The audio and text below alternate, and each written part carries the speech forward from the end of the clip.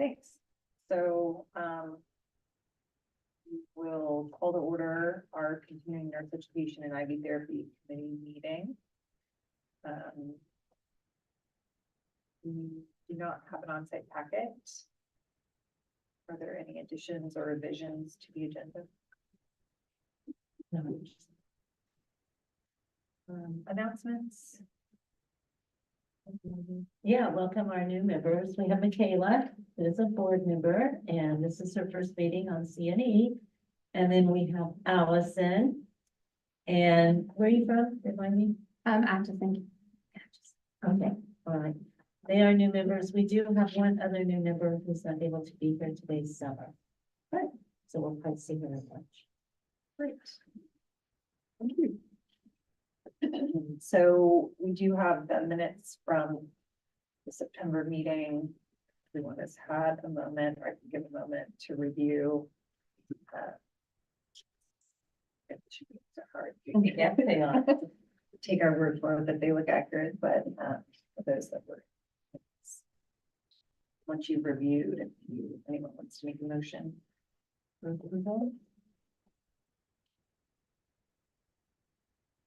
The minutes? Yeah, Yeah, I can get that. thank you. I can second it. Thank you. It's been moved and seconded to approve the minutes of our September 13th, 2023 meeting. All those in favor say yes. Yes. Opposed, no. Abstaining. Okay, that passed. Okay, so we'll move to consent item agenda. Yes. Okay. Thank you. This consent item agenda thing is new. And so it may be the first time that some of you have seen how they're doing this, but the decision was made to put things underneath there. That might be something that you see every time, like the IOA statistical report, you see that every time. Usually there's not much discussion about it. It's just information that we bring to you. Same thing with provider relinquishment, and it was also decided to put in here the regulations that were reviewed in the last meeting. So you looked at these three regulations in September and put together your ideas, and those are actually in your packet. And so the idea with this consent item agenda is you can just make one motion to approve everything that's in the consent item agenda. Now you will see that we have specified the regulations out. It's going to be a little bit easier for us to follow if they're actually included in the motion.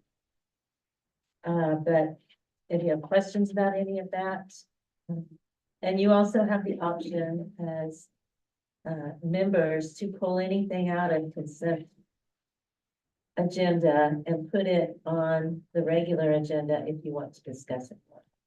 That's an option. Okay.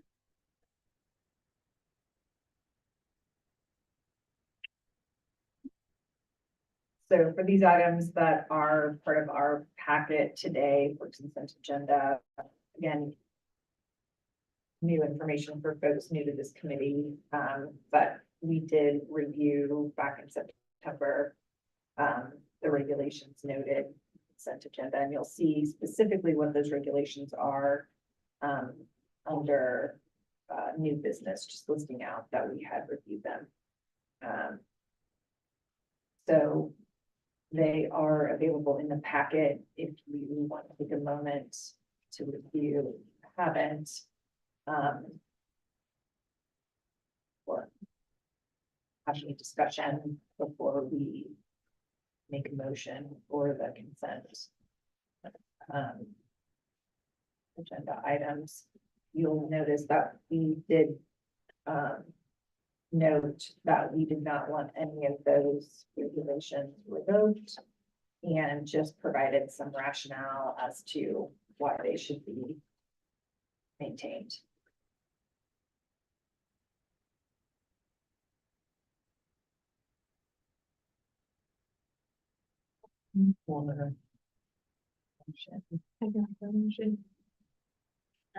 I move to approve the consent item agenda, which includes draft regulation review KAR 60-16-102. Draft regulation review KAR 60-4-103. Draft regulation review KAR 60-9-105. The IOA statistical report and the provider relinquishments. A motion, we have a second. I'll second it. It's been moved and seconded. All those in favor say yes. Yes. Anyone opposed, no. Abstaining, okay, motion passes. Okay, we'll move to unfinished business. So, Yeah, the two things under unfinished business are just kind of follow-ups from the annual report. You know, I brought that data in September and we were still missing some. So I told you that I would bring that information back in December. So what you see on page 21 in your packet is the IV therapy annual reports that we have not received. And interesting for both of these, we have no current contact information. So probably the next step that we usually take is, I believe, Michelle can kind of help me, but we send a certified letter to the actual institution and to see if we can get any response from anybody there. Because the addresses that we have, the emails come back as undeliverable. So it's my guess that they changed coordinators and just never let us know. That does happen on a basis, probably more than we would like. And then on page 22 are the long-term providers CNE. Now we have actually received, I think, a couple. We got Mental Health Association of South Central Kansas, and I thought there was another one that we have received. But you'll see like Ellsworth County Medical Centers on here. That's because that was the same contact person as the IV therapy. So, so if you want me to, I can go the next step and send the certified letter up to the employer saying, you know, you haven't done this. And that's what you need. I can do that. I think they should, yeah, because Wesley Perinatal Outreach, I know they're very involved in education. That's crazy. Kind of forgot. Annual report. Well, I will just to add to this just a little bit, there seems to be confusion out there about the annual report versus the 5-year renewal.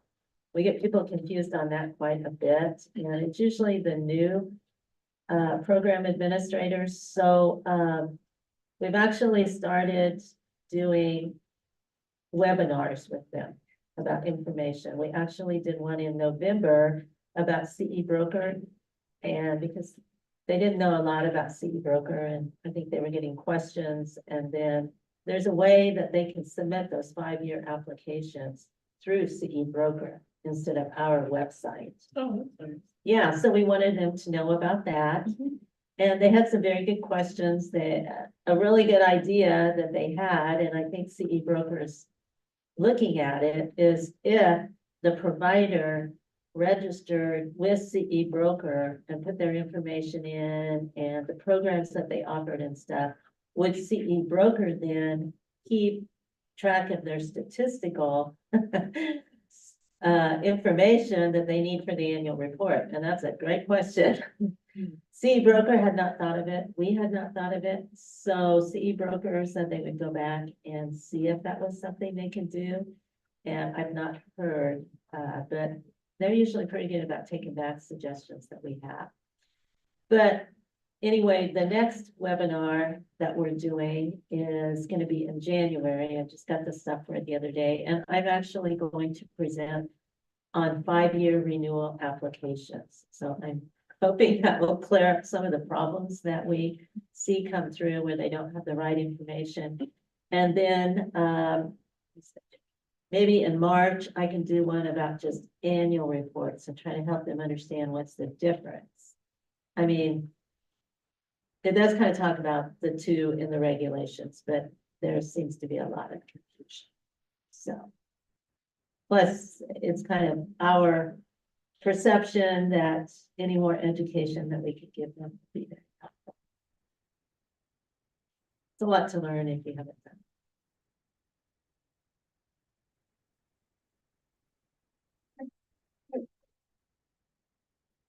So we will move on to new business. We have 5-year renewals to review. We'll start with Hayes Medical Center. And that was Andrea and Melanie, and you probably noticed you didn't have very many to review this time. So. It's our holiday treat. It was your holiday treat, I guess. So you actually, that starts on page 23. There you go.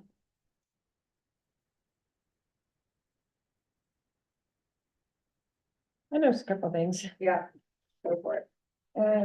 I think they need to add APR into their statement. Where they advertise, on page 28 and page 79.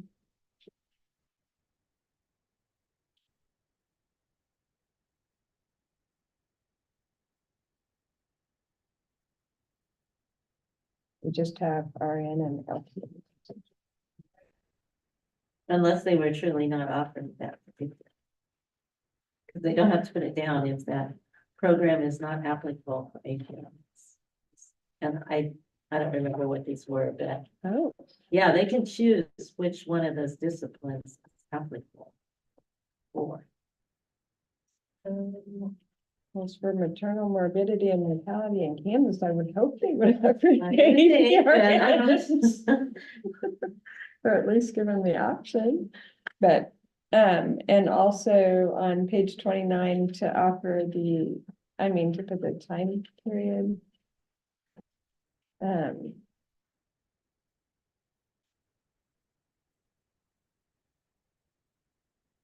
Like when they're gonna, notify the State Board of Nursing for the change in notice.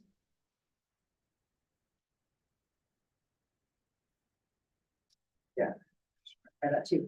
And I think for their accreditation announcement, I'd have to go back and look at the examples that they provided, but just in their general statement that they provided, it just has RN or LPN. So I think that's just a Okay. question of Okay. if they do provide, do they include that in their general statement? We can look at their sample courses, but that was just what they had in their general announcement.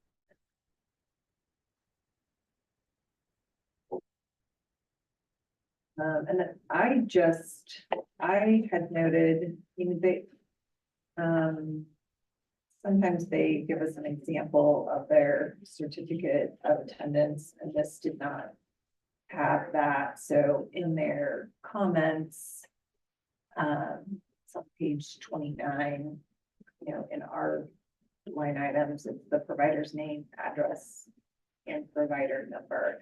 I didn't see where they had listed that they include the address of the provider. And I just didn't see a sample certificate with either presentation. I couldn't find any. So maybe they do, and it just didn't state it. Okay. Yeah, it's 29, verify completion. They just sort of list what's on there. It doesn't say the address.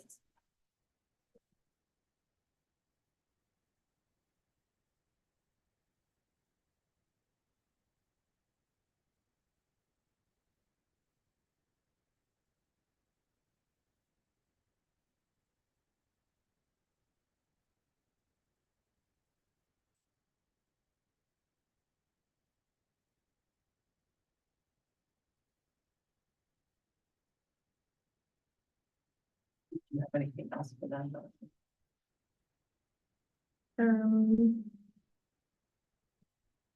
All that same thing, and the bibliography, say that again, and their online bibliography, but I guess we're gonna address that today. And one other thing, and this is just the educator in me, but they're,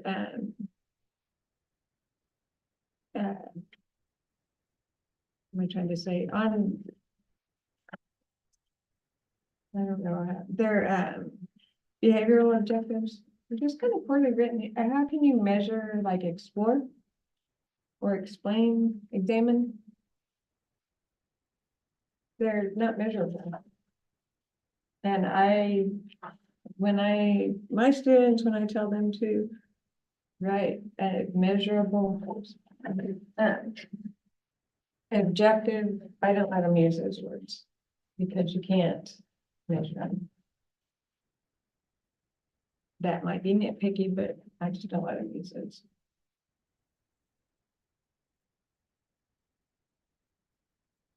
And I think in our regulations, they're supposed to use measurable objectives.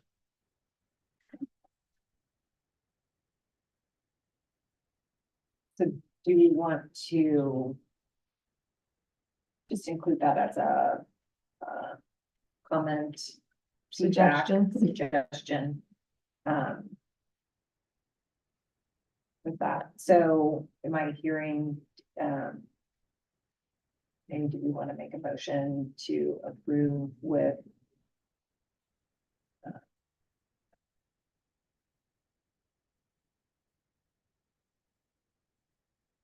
writing the missing information or clarification of the. Yeah, on page 82 is actually a certificate of attendance, and then the page before is the roster, the template. I think that's what you're looking for, right? Yeah. Mhm. Okay, good. So they do have their provider number, another thing I wrote down. Yeah. I totally missed that. Okay, yeah. Great. That goes to on there. Thank you. I thought it was probably there someplace, but you know, I got to these kind of fast, so. Okay, so. Do we have a motion? Yeah, I would move that we approve it with some suggestions to make some improvements to their behavioral objectives. And then whatever suggestions that we make on the online references. I don't know how we want to word that. Okay, Because they have several on theirs. I'll wait and see what she says. Discussion point for that. Okay, so we have a motion I'll second. moved and seconded to approve. Phase 9. All those in favor say yes. Yes. Anyone opposed, no? Anyone abstaining? Okay, motion passes. The next is.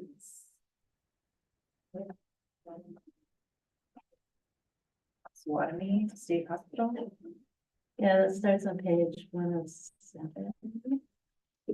And as a reminder, this, they submitted an application and you looked at it in September and denied it, and saying that they could submit another one, which they did because they do CNE. So it's kind of like, you know, they haven't been able to offer CNE, of course, until they get approved again. So did spend some time with her.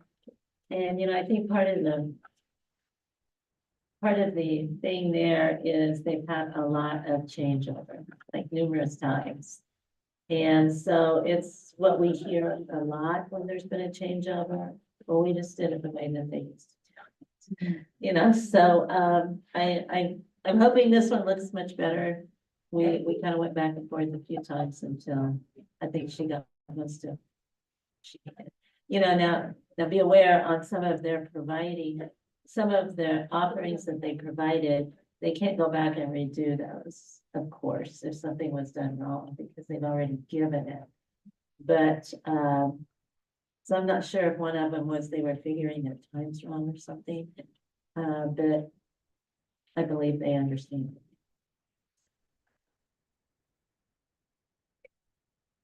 Who had this? Oh, I'm sorry. It was Michaela and Summer, so it's Michaela. So, because I'm new, I have questions. So on the clinical experience for the program coordinator, does that have to be recent experience? Because their resumes seem to go back I didn't feel like it was updated. But I might have missed something. That's like, well, I don't know that it says that. It might not, I was just looking kind of for recent. No, yeah, I understand what you're saying. But that's not always the case. No. Yeah, our little guideline sheet just says Mhm, 3 years of clinical experience. right. Yeah, so that's probably, that approval checklist is pretty much right out of the nurse practice act. Okay, that's, Pretty much word for word almost. That's what I tried to do.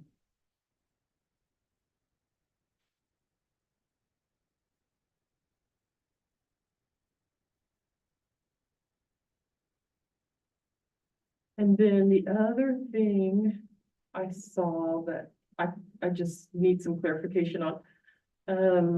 So on page 2 of the form, the evaluation form, says each provider shall maintain documentation to verify completion of the independent study offering. If they do independent stuff. Okay, so this one was not applicable. But there was a need for a post-test. Was that the only place there was need for a post-test? Because the post-test to me was a survey. Like how this, Like an evaluation. like an evaluation. So are we doing, so is it a post-test as in test your knowledge post-test? And is that only for the independents? And if it's only for the independent study, then it doesn't matter because they didn't offer independent study. I'm just, Sometimes when they say, post-test, it's maybe not always what we would consider. Right, that's why I'm You know what asking. I'm saying? that's exactly what I'm It's asking. the way that they do it. So what page are you looking at? So of the evaluation form that we fill out, it's page 3, but it's a continuation of the independent study offering Oh, I see what you're saying. Fees. You're looking at our checklist. of the checklist, yeah. But I thought there was.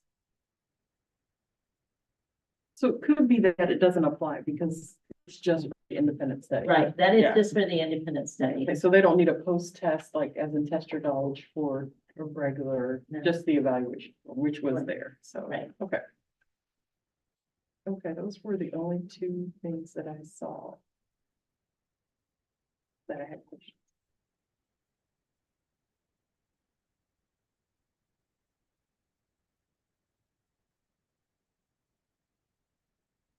And then, actually, that wasn't, I have one more thing. So the second offering.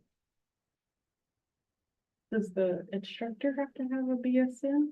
Or is it just the coordinator? It's the coordinator. Okay, gotcha. Because the instructors don't even have to be nurses. Sometimes it's Okay. just somebody who has the expertise. Gotcha, okay.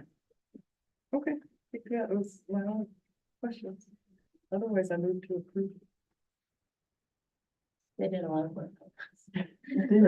Wow, I can tell, I mean, it's beautiful, but, and I spent a little bit more time probably than I should have, just because I'm new, but, yeah, they did a nice job. Good. This is much better than. That's Oh, is it? Oh, yeah. Mhm.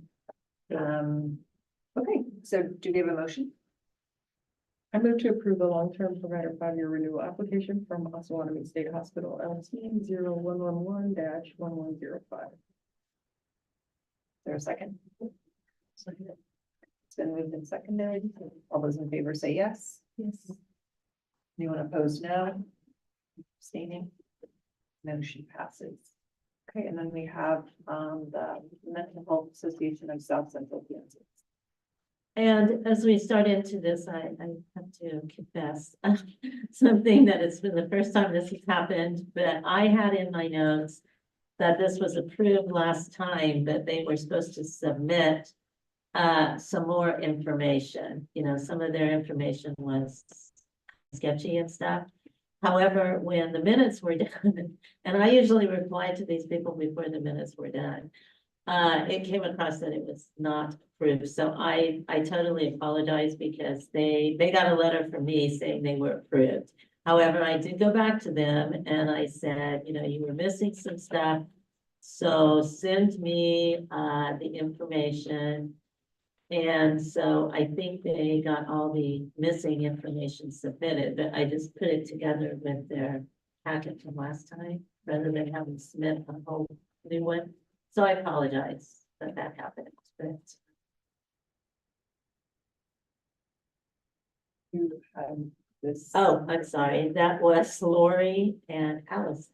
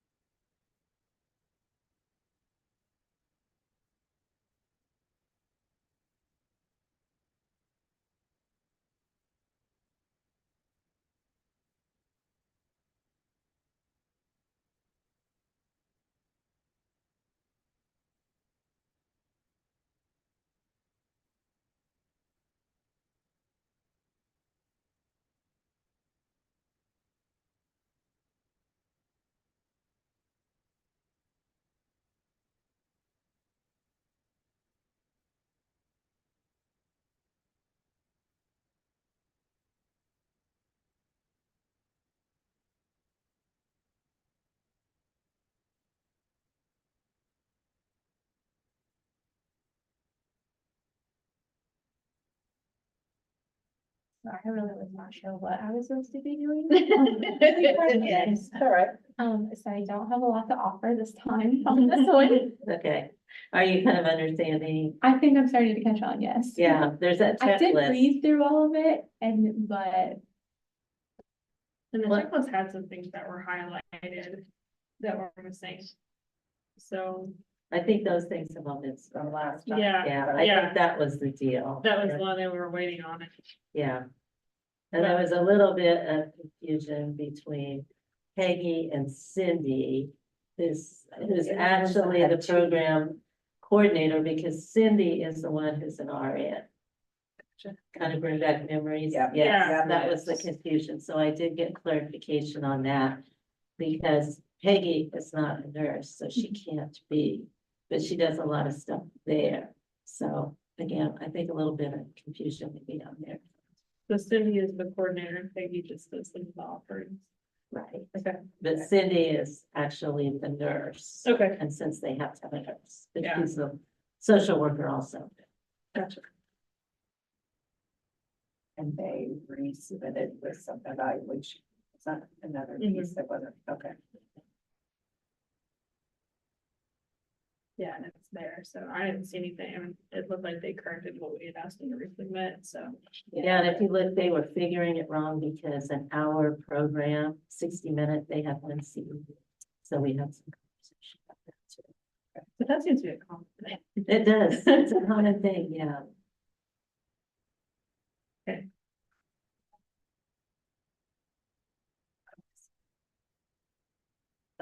Okay, do you have a motion? I move to approve the long-term provider 5-year renewal application follow-up from the Health Association of South Central Kansas. Is there a second? I'll second it. Seconded, all those in favor say yes. Yeah. When opposed, no. Abstaining. Motion passes. Okay. So we'll move to the 5-year statute legislative review. There's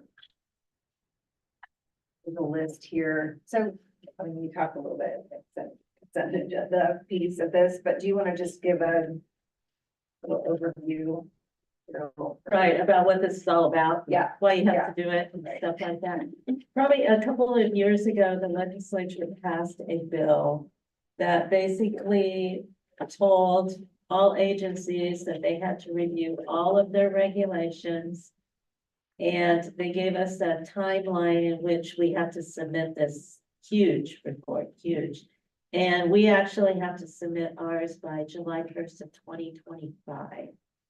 we have 90 regulations in the Nurse Practice Act. So what we did was look at them and divide them according to committees. So like, one committee only had two, and education has the most, I think. And, so what you will see, this list that you have on page 194 is all of them for CNE and ID therapy. Because I wanted to just keep a running list for you so that you would know how many have been done, how many haven't. You can move through them at your own pace. However, you need to have finished the initial by March of 2025, so I can bring the latest drafts back to you in June, because the report has to be submitted July 1st of 2025. And you will see, like on page 197, these are all the questions that you have to look at. So yours actually starts on part 2. You have to look, is this rule and regulation necessary? So there's a couple questions about that. And then you have to address what would happen if it was revoked. Revoked is basically taken off the books, so we wouldn't be following it anymore. I believe that the hope is with the legislature that the agencies will have found regulations perhaps that they haven't been using, and so those could be revoked, because there's a lot of regulations there are, and so sometimes there's a concern about that. But that doesn't mean that you have to revoke these if you do not think that they should be revoked. And then some of these will be like not applicable, because if it's not in active use, well, I can tell you all of our regulations are what I would consider active use, because most of them are being used by some committee or licensure, investigative, discipline, or stuff like education. So truthfully, I don't know anything that he probably, it's up to you, but most of them are being looked at. So what we basically need you to do, you've looked at the ones that you did last time. So then go ahead with some of these other ones that haven't been done and just go through and tell us the answers to these questions. And then what we will do is fill out the form, and then we will see that in March on your consent agenda. So you have a chance to look at it yet again, see if you want any changes. The ones that you approved in the consent agenda today will go to the board tomorrow, because the board, of course, does the final approval. So and how many you do today is totally up to you. You just have to have them all done. That's up to you, just knowing that you probably will have more applications to review. Right. So we approved 3, so we have 8 left. Right. You Okay. have the list in front of you. So you can do them however you want to. So. Yeah, 8 is a doable number, I think. I mean, I think we could go through, 2 or 3 today and get, some draft answers and language, and then review it again in March. I want to, be cognizant of new members of the committee, so if that feels like a lot of new information. I also think, given the number that we have, we could sort of have a plan for what you would come to the meeting having reviewed in March. So, maybe that would be 3 or 4, and we could assign those out this time and give people some time to wrap their head around it, read, come with comments. I'm open to either. I know it's hard to be new and take it in and want to feel that you're a part of it and understanding the task. And some of the regs are very wordy. What's that? The regs are very wordy. Yeah. Are there thoughts on that, or? I think that's doable, because we have all of 2024. We to do. complete the 8th, so I mean, Yeah. but I think, so don't overwhelm ourselves. Mm-hmm. Trying to get a bunch done, so I mean, even if we plan a meeting, Yes, true. yeah, Yeah. So it's the thought that we would, rather than complete some today, we would assign out two that we know we're gonna review and complete in March. Does that sound okay? And then if we, yeah, then we can, if we feel like we could do more than two. But right, Carol's right, like we probably will have just, we will have more. yeah, And I mean, just maybe point of suggestion, like for myself, like. I always work a little better fresh, so like probably I will review these tonight, like just as I'm thinking about it, remembering, oh yeah, this is what I was supposed to do in preparation for. And then kind of revisit it again, because most likely, I would say on average, we tend to have. At least four, if not more. Yeah, the packets for this committee alone are usually 200 to 250 pages. So what you see today is not what you're gonna normally see. Yeah. most of the time we're reviewing 2 or 3 each. Yeah. at Yeah, least, I think, typically, yeah. yeah, 2 or 3 apps each, yeah. So this was a good one to start with. Yeah. In other words. Yeah. So with the regulations, is it like assigned out like two for the group and then we review them individually and then we come back and discuss them as a group?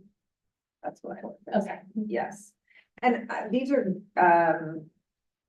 this was in our packet at the front, so you'll kind of see like, I think it will be a little more clear, obviously, is it necessary? Is it, does it serve a public purpose? If those answers are yes, but I think the piece is to, if you had to create a sentence in terms of describing how the revocation would impact Kansas. That tends to be what kind of takes a little time, kind of trying to wordsmith and what makes sense. So it would be great if once we decide which two we want to look at, like that's what people would come with, having reviewed, what's your answers, and then have you thought about what would kind of be that sentence or two as to why it's important. And the other thing that they talk about too in the regulations is that there are some that we can combine without having individual ones, like and there's some that are very basic that you could add on to like another. Yeah, we have some regulations in the Nurse Practice Act. I don't know that it's these, but anyway, we have some that are maybe, one would be like 2 sentence. Okay, I'm thinking of the licensure ones. Because we have one for like initial, we have one for reinstatement, we have one for renewal. And all of those are not very long. So, I think the question is, do you need one for each, or can you just do a licensure one that addresses the different types of licenses? I don't know the answer to that, but that's something to think about. Cause it's all printed information, it's just condensed. Cause then it doesn't seem quite as overwhelming, cause then we can say, oh, we reduced it by 10. But the information's all the same. We can- you don't wanna tell that, No, yeah, but anything, yeah, so, yeah. So do we want to, look at the next, like 60-9, 106 and 60-9, 107? Moving into, when we come back in March. Those are just the next two kind of in line. I think those would be two good ones to lump together too. Yeah, and there's a CNE. So we'll plan on. And just to let you know, when you kind of look down through here, your 60-16 are gonna be your IV therapy. And then your 60-12s are gonna be LMHT. So that's why you have some of these differences. Because LMHTs actually have an act of their own, if you look at the Nurse Practice Act, So they have, they have one about CE offerings for, it mirrors nursing, just has different numbers, basically. I was looking at a couple of those and it's just a couple of sentences. It refers to nursing. Yeah, but they have, yeah. Because it does pretty well mirror nursing on a lot of things. So it might work out that we can, yeah, we might just group all those together, let me review those. Three at that time. Just make something like that, but, okay, so, Is there any room for standardization on language for the potential for revocation? That might help. Not following. You can standardize the language. Well, the language that you see on this form is basically what was out of the bill. Well, maybe I should not say the bill, it's what, is the report that they're requiring now. That's all of this stuff, this report goes, there's lots. And so you could, but we can't change the report. Does that make No, sense? no, I meant the response to potential for revocation. Andrea just said that Oh, that I seems see. to take the longest, but sometimes if you standardize language, I see what you're saying. yeah. you can just Yeah. kind of fill in blank. Sorry. Yeah, no, it's okay. Yeah. And that might help, just the time frame. but- Yeah, and you might think, you know, of course, of the mission of the board. And, Right. yeah. Public safety.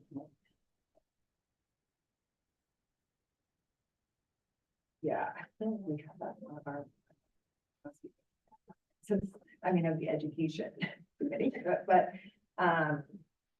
yeah, I mean, I do think what you're saying, like, there is like, Yeah. You know, this one's up across the state of Kansas, but there is that language just to think about, And that's good. do it, I think, so, yeah. All right.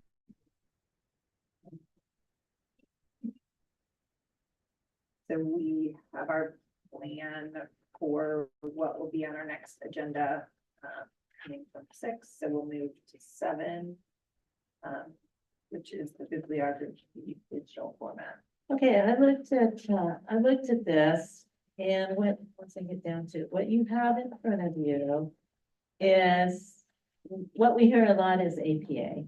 Okay, so I found this APA resource guide that just talks about APA period, not just electronic, but it talks about journal article, online, print, all of that stuff goes through blogs, books, everything. I thought this was very inclusive.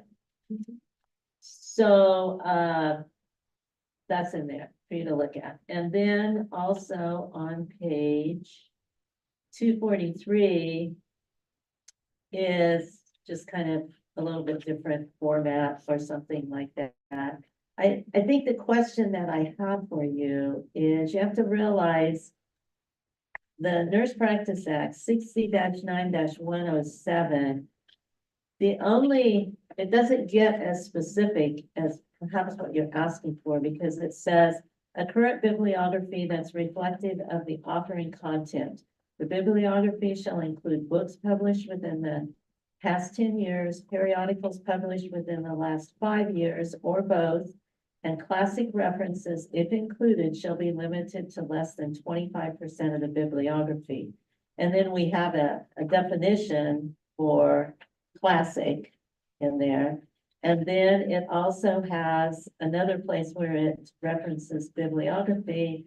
It just talks about a current bibliography as specified in this that I just talked about. So I guess my question, I understand that they don't always do the bibliography as perhaps the correct way, but we don't really have anything in here that says how they have to be done. So that's just my question, because I go back and say, okay, you know, you didn't do your bib right, and they'll say, well, I followed this, and they did follow this. So I guess that's my question for you, because the Nurse Practice Act, for the most part, doesn't usually get really, really specific about a lot of stuff. You see that, it stays vague. So I didn't know if you wanted perhaps these to be on our website for references or something maybe? Or I just want to know your thoughts because I know this has been a concern that's come up several times. The bibs are not done right. But we don't really have anything telling them. I mean, we just kind of, what we tell them is, it has to be, if it's books published within the past 10 years, if it's periodicals published within the last 5, and then the classic references. So I just need a direction. You understand what I'm saying?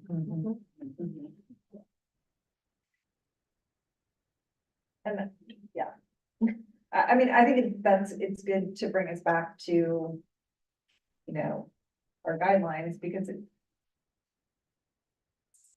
sort of like be careful what you wish for. I mean, like, I just think there are certain things like we just need to be, adapt to what are the basics of information that providers need to provide, This is what we require. right? Yeah, and I don't know if that's like, I think sometimes our questions have come from, online resources, which, really just doesn't address, but again, that's something that probably be ever changing, like, it's hard to then say what needs to be provided for those online resources. I think the problem is that we're asking for reputable sources. And if you're just putting the site. I don't know, I think it just gives them a break and having to check to see is it reputable. That's just my opinion. No, I understand, I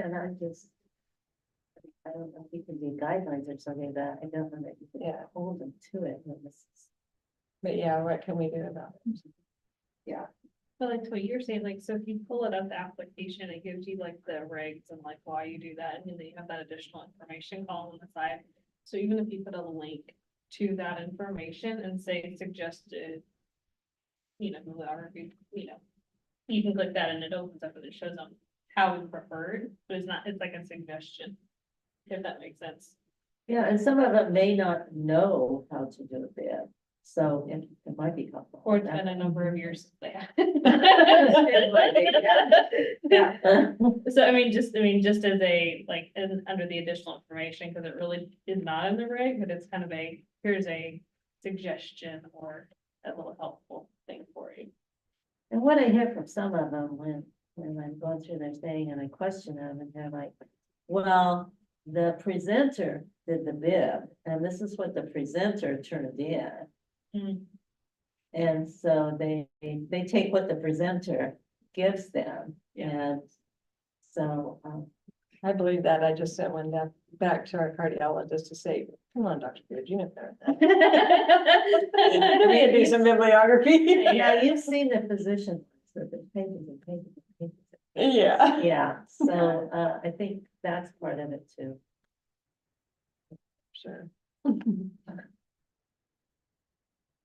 So it doesn't sound something that we have to have a motion on, more so just like a conversation of we reviewed the guidelines that are in place, like it's good to recall, like for us to think about that when we review. So have they provided the basics of what we require when information is submitted, but I do, to your point, like I do think it would be helpful if it's possible to link a resource. So again, it's not guidance, but for those that are looking for additional information, it's available. There's many sites that'll even make it for you if you just Type in the stuff you need. put it in, it'll make it for you. I'm sure there are, yeah. Microsoft Word does it. Yeah. Yeah. The greatest thing ever.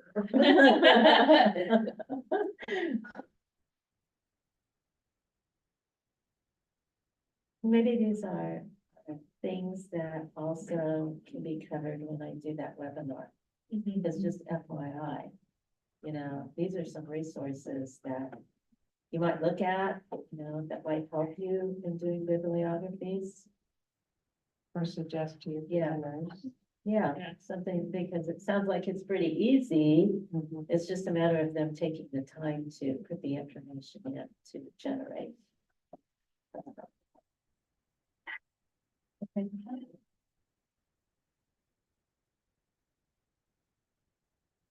Thank you.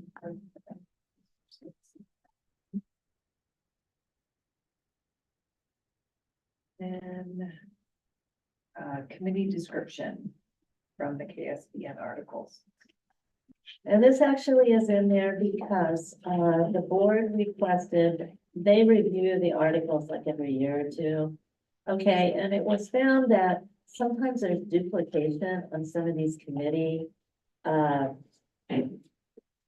descriptions.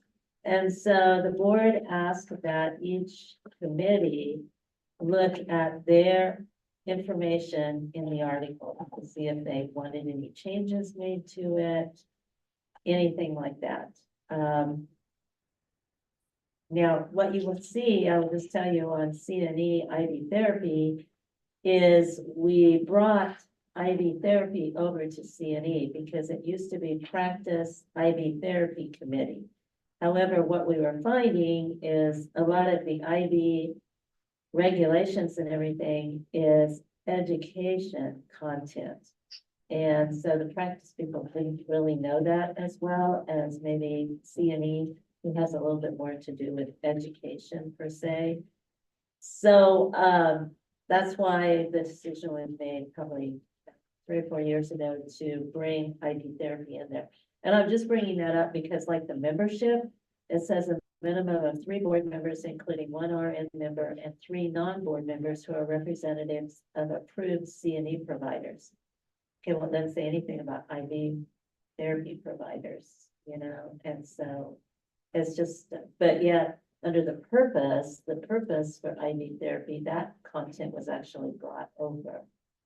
So, just FYI.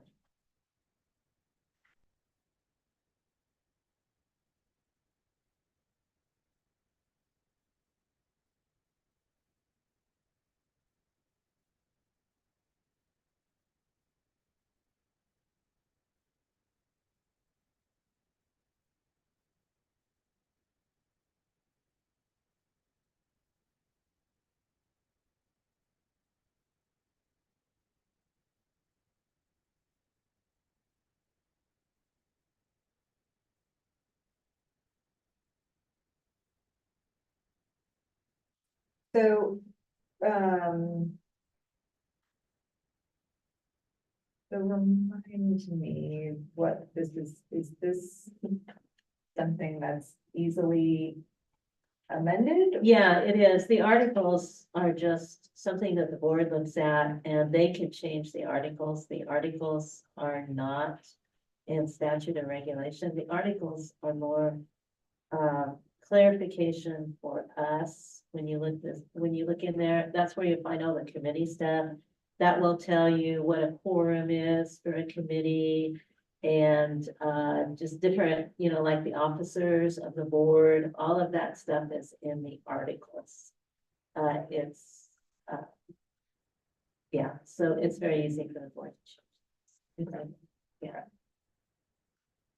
I would expect a representative from an IV therapy program.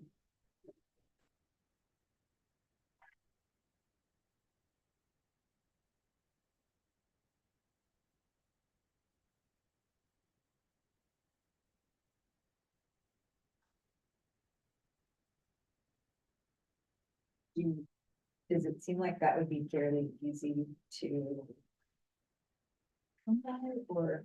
well, we do have some standalone IV therapy programs, however, they are decreasing. Because a lot of the PM programs are absorbing that content into their curriculum. And so it would be maybe someone who is involved in IV therapy education or something, and that wouldn't really tie it to a provider. it could be a nursing program, because over time, I think you're gonna see a lot of it pulled into the PN. Then you're not gonna have the need for these standalone,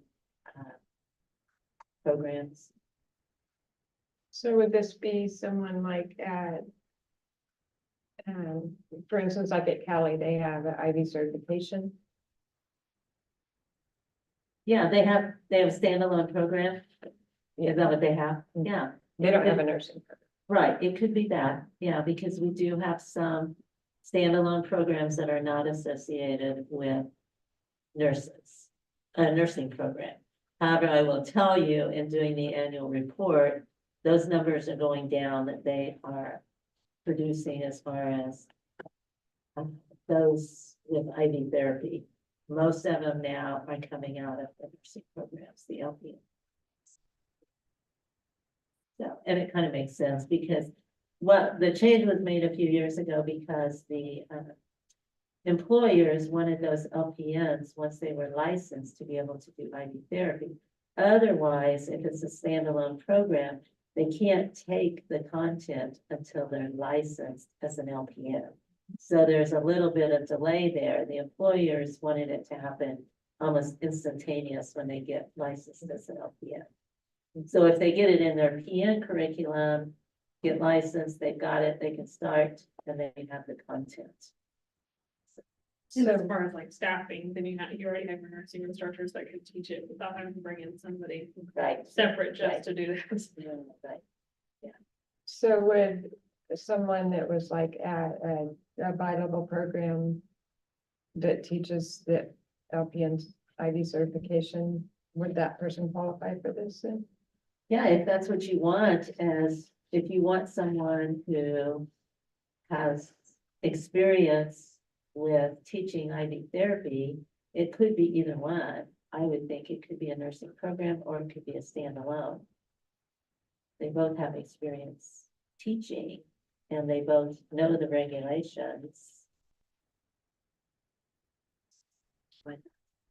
And so I'm wondering, would there ever be an overlap also? So you have someone who's an approved CNE provider and they provide IV therapy education. So I'm just wondering if we can have, 3 non-board members who are representative of approved CNE providers and or provide IV therapy education. So Yeah. that, we Don't want. encourage, like, we want to have, but we're not Limiting sort of ourselves. limiting, like, yeah, right, so if you don't have, applicants to the committee that would,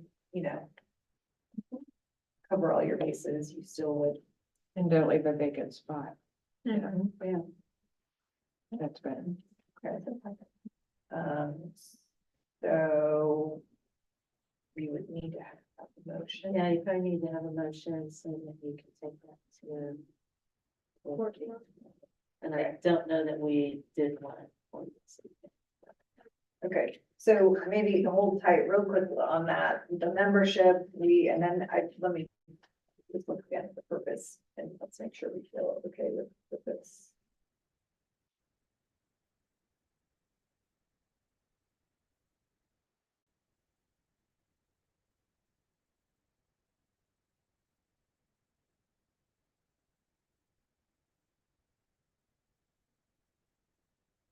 I see, like that just got pulled in right. So, does anyone have any? So, like, even get, like, I would to amend the articles in section 3 to include the wording and or IV therapy provider Under membership. under membership. 3A.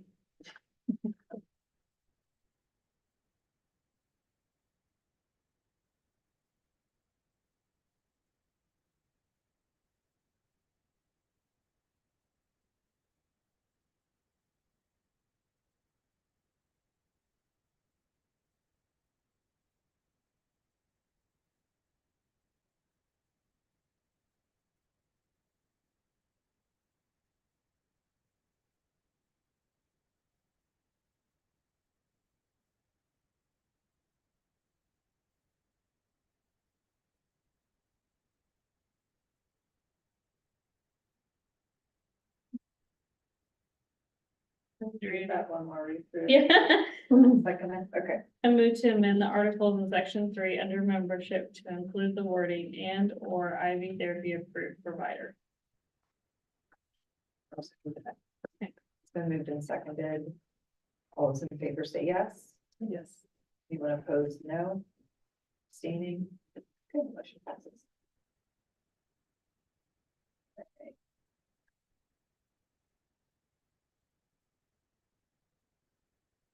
So. Agenda items for March 2024 committee meeting. Well, we know that we'll have review of 60-9106 and 60-907.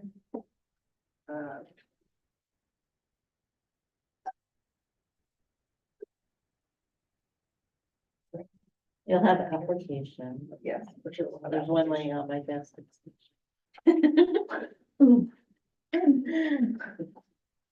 You'll have those. Probably the unfinished business needs to come back and I can kind of fill you in on if I found out further information and responses from the certified letters. Yes.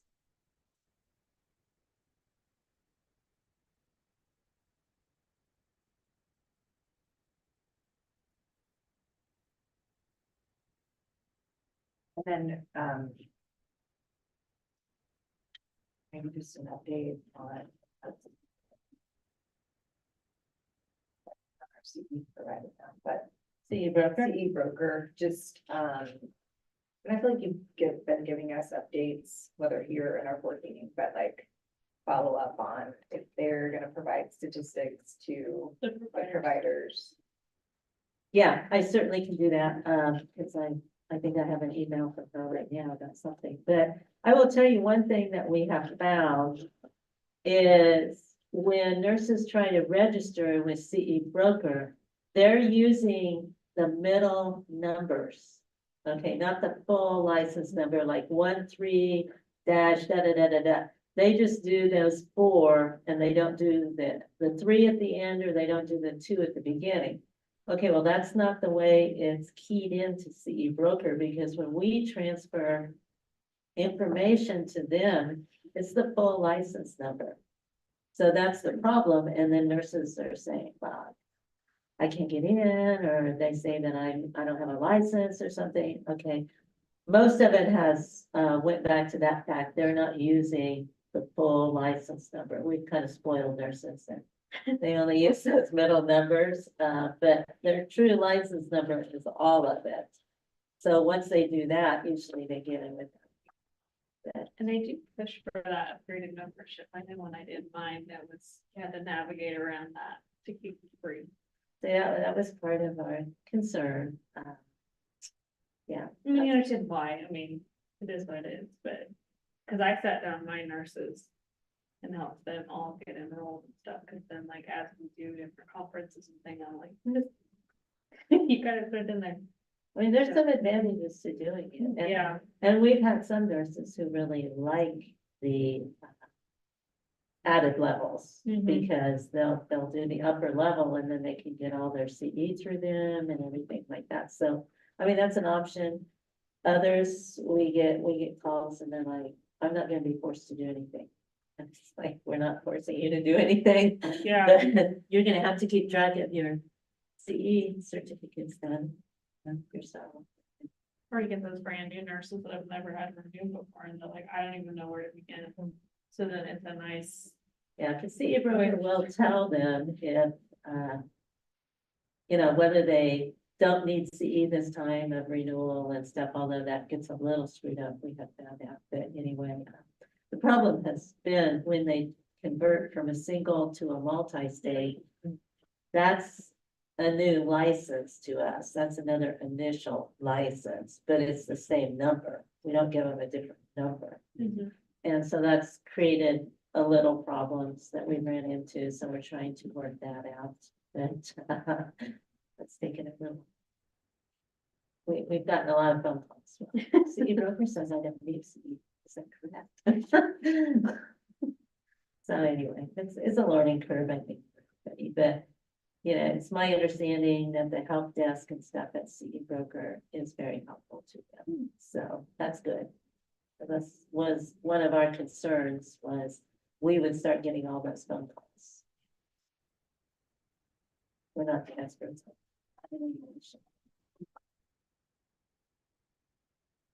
But yes, I can report that and see.